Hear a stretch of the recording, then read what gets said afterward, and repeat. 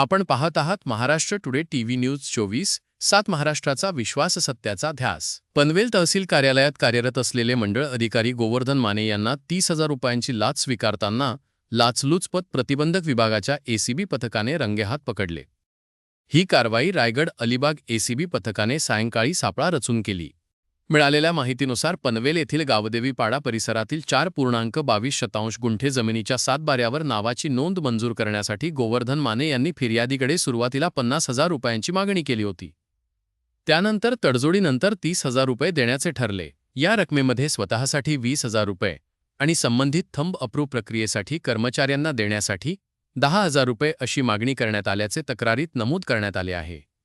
दरम्यान फिर्यादी यांनी याबाबत एसीबीकडे तक्रार दाखल केली। त्यानुसार पंचमुखी हनुमान मंदिराजवळील मिठास स्वीट्स समोर सापळा रचण्यात आला।